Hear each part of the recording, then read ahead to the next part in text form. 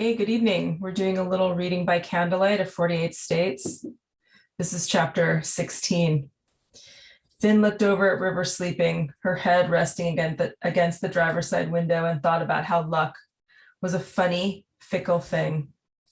As a boy, he'd often pretend to be invisible or protected by a force field, running through imaginary barriers as he blasted his enemies into the next galaxy.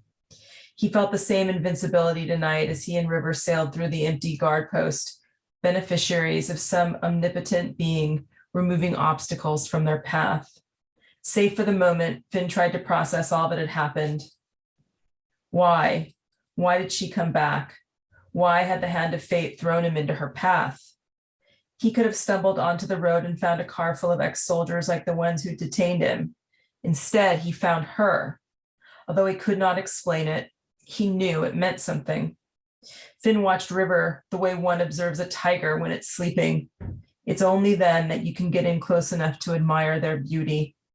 From afar, she seemed dangerous, if not lethal. And yet he found her lovely, even with the whopper of a black eye she'd gotten saving him, or maybe because of it. She was slender but muscular, her hair cut short out of what looked more like utility than fashion. He thought about the hazardous, demanding work she carried out day after day, her life as a soldier, and realized that she was as tough or tougher than most of the men he knew. No one had ever rescued him from anything, let alone searched for him in the middle of the night. He wasn't sure he would have done the same thing, and it made him question the veracity of his moral compass. Whatever he thought of his lofty intentions for himself in this world, he'd never risked his life for anybody intentionally or even accidentally. He'd never been the person who happened to notice someone drowning at the beach or choking on their dinner. He wasn't a hero or predisposed to being one.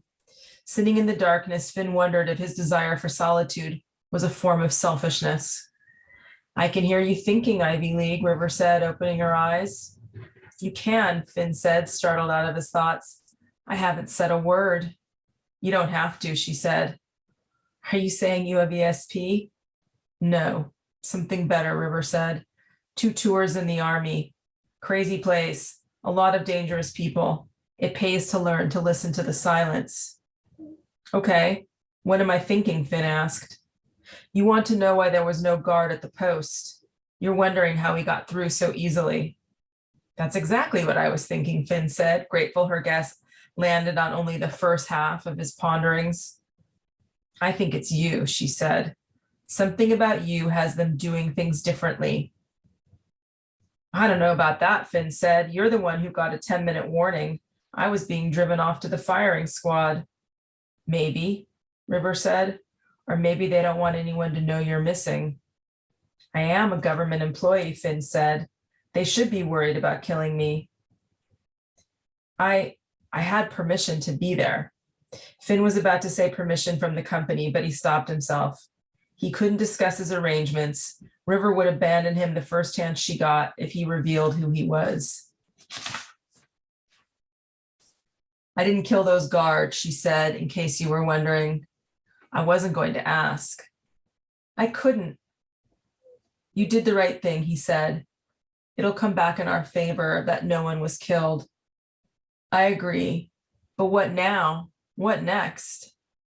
"Now we go and get my gear and hide out in the wilderness until we can sort things out."